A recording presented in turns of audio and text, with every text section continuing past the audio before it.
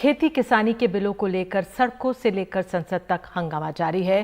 सरकार जिन बिलों को किसानों के लिए फायदेमंद बता रही है, कई किसान कहते हैं कि वो इनसे बर्बाद हो जाएंगे। आज मैं आपको बताऊंगा ये आरोप सच है या फिर ये किसानों को भड़काने की साजिश है। एक बिल किसानों को फसल बेचने के ऑप्शंस के बारे में है। अभी जो सिस्टम है उसके हिसाब से किसान अपनी फसल को दूसरे राज्यों में जाकर नहीं बेच सकते और उसे मंडी में ही अपनी फसल बेचनी होती है।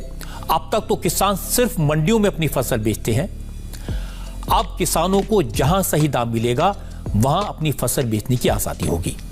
आप कहते हैं किसान को पहली बार आजादी दी गई है कि वो किसी को भी जाके बेच सके मंडी के बाहर। मुझे आप वो नियम कानून बता दो जो कि आज तक किसान को ये करने से रोकता था। सरासर झूठ है, कोई रोक नहीं है आज।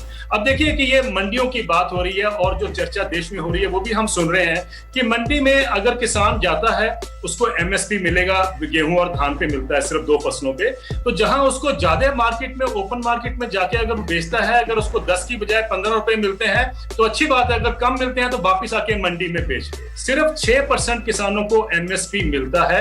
94% किसान जो है वो ऑलरेडी मार्केट के ऊपर डिपेंडेंट है। अगर मार्केट इतनी अच्छी होती तो बताइए कृषि पे इतना भयंकर संकट क्यों होता, इतना घोर संकट क्यों होता। अब सरकार जो नया बिल लाई है उसमें किसान देश में कहीं भी और किसी को भी अपनी फसल बेच सकेंगे। विरोधी दलों का इल्जाम है कि इस तरह से एपीएमसी यानी मंडियां खत्म हो जाएंगी।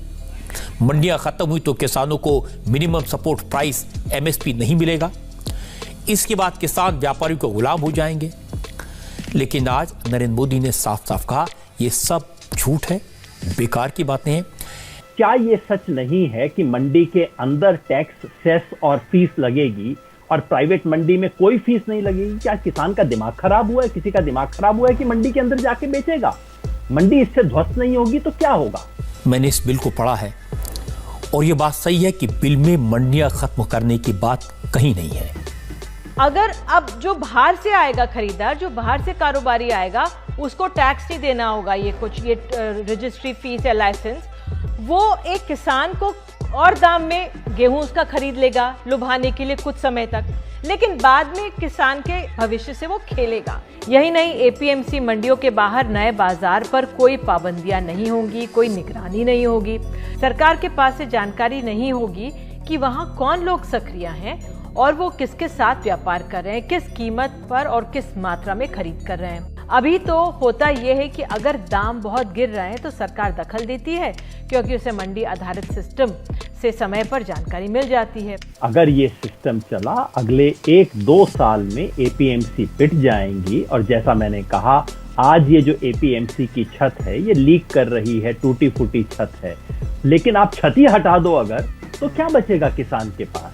और अगर मान लीजिए कोई व्यापारी या पूंजीपति किसी किसान को एमएसपी नहीं देता, न्यूनतम समर्थन मूल्य सरकार द्वारा जो घोषित है वो नहीं देता, तो किस कोर्ट में जाके अपील करेगा? वो ये कहेगा कि प्रधानमंत्री जी ने बहुत अच्छा भाषण दिया है, आप हमें एमएसपी दिलवाइए। कौन सी न्यायालय सुनेगी? आप मुझे बताइए, अगर कानून में ही कोई बात नहीं लिखी हुई है। एक और इशू है जिसको लेकर किसानों को भड़काया जा रहा है। कहा गया कि सरकार के इस कानून से किसान अपनी ही जमीन पर मजदूर हो जाएगा, बड़ी बड़ी कंपनियों का जमीनों पर कब्जा हो जाएगा। मैंने बिल को पढ़ा, यह बात तो बिल्कुल गलत है। इसमें एक चीज और ये सामने आए, सेक्शन 8 करके कि किसानों के हितों की रक्षा नहीं करता। इसमें यह भी कहा जा रहा है, मतलब कोई दोनों के बीच, बड़े व्यापारी और ये किसान के बीच, जो बाहरी व्यापारी आ रहा है उसके बीच किसी तरह की अनबन हो जाती है तो एक म्यूचुअल एक्सेप्टेंस सॉल्यूशन को लेकर ये लोग सब डिविजनल मैजिस्ट्रेट के पास जाएंगे और फिर वो आगे जाएंगे कंसिलिएशन बोर्ड के पास। कोर्ट का तो रास्ता खुला नहीं होगा, पहले ही उपज को लाओ, बेचो, पसीना बहाओ और फिर ये झंझट। तो एक छोटा किसान ये कैसे करेगा? आपने गुजरात में देखा कि 2 किसानों के ऊपर 1 करोड़ रुपए का क्लेम डाला है पेप्सी ने, क्योंकि उन्होंने उस आलू का बीज लिया जिसको उनके पास अधिकार नहीं था। 1-1 करोड़ रुपए का क्लेम। तीसरा बिल है आवश्यक वस्तु अधिनियम यानी एसेंशियल कमोडिटीज एक्ट, जिसमें अनाज, दालों, प्याज और आलू जैसी चीजों को आवश्यक वस्तुओं की श्रेणी से बाहर रखने की बात की गई है। ये 3 अहम बिल हैं जो बहुत ही क्रांतिकारी बिल हैं। और दूसरी बात यह है कि इसमें असीमित भंडारण की छूट दी गई है। तो छोटा व्यापारी या छोटा किसान तो कोई भंडारण कर नहीं सकता है, तो भंडारण कौन करेगा? बड़े बड़े पूंजीपति करेंगे। भंडारण करने के बाद जब बाजार में उसी की गेहूं की, चावल की, आलू की, प्याज की, दाल की जब कमी आ जाएगी, चने की, तो महंगे दामों पर उसको बाजार में बेचेंगे। यानी जमाखोरी को भी बढ़ावा मिलेगा, पूंजीवाद को भी बढ़ावा मिलेगा, कालाबाजारी को भी बढ़ावा मिलेगा और महंगाई देश में बहुत तेजी के साथ बढ़ेगी। मैं प्रधानमंत्री मोदी की तकलीफ समझ सकता हूं। उन्होंने किसानों की भलाई के लिए विधेयक तैयार किए, लेकिन किसानों के मन में तरह तरह के शक पैदा किए गए और किसानों को कहा जाएगा कि अब आप बर्बाद हो जाएंगे इस नए कानून के बाद। पंजाब के किसानों के बीच अभी इन तीनों बिलों को लेकर कई तरह के सवाल हैं और जाहिर है पंजाब के जो किसान होंगे या देश भर के जो किसान हैं वो इतने पढ़े लिखे नहीं हैं कि इन कानूनों को ठीक से समझ सकें। किसानों की बात सुनेंगे तो आपको साफ साफ समझ आ जाएगा किसानों ने न तो बिल पढ़ा है, न उन्हें बिल के बारे में कोई जानकारी दी गई है, न उन्हें कानून के बारे में बताया गया है। किसानों को उतनी ही बात बताई गई जितनी विरोधी दल कह रहे हैं।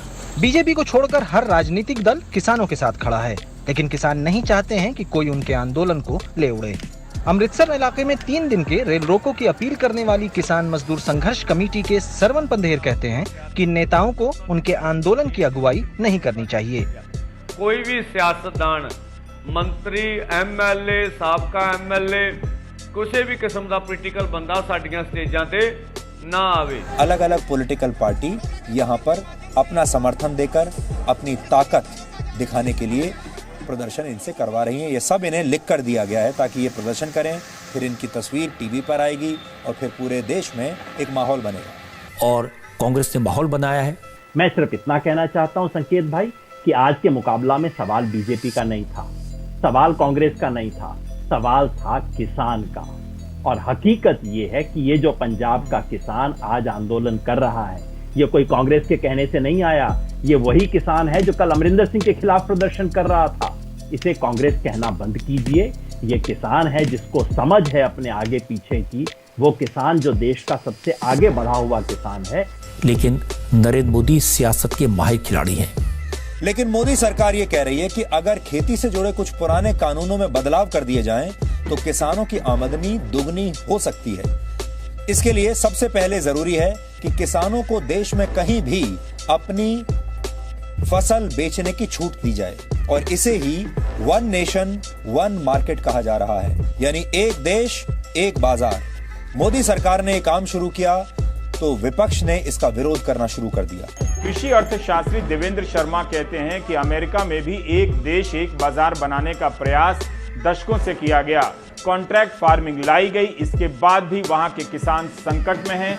अमेरिका के किसानों की आमदनी लगातार घटती जा रही है, उन्हें सब्सिडी देनी पड़ती है।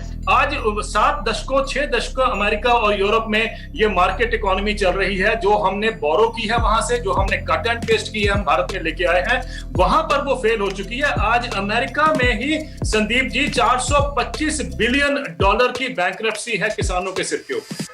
लेकिन अब बीजेपी को यह देखना है कि उसे वोट बैंक पर नजर रखनी है या उसे किसानों के बारे में सोचना है। और हमें खुशी है इस बात की कि कोई पार्टी एक ऐसी है जो वोट बैंक को छोड़कर किसानों के भले के लिए काम कर रही है, चाहे इससे नुकसान ही क्यों ना हो जाए, और नुकसान होगा भी जरूर। इस वीडियो के सामने आने के बाद सवाल तो बनता ही है, मोदी कहाँ है तेरा 56 इंच, कैसा है तू रेजिग्नेशन दे दे, तू हट जा। ठीक है, लेकिन टेंशन मत लीजिए, जब तक व्हाट्सएप में गुड मॉर्निंग भेजने की सुविधा है तब तक आपको कुछ नहीं होगा, मैं गारंटी देता हूं।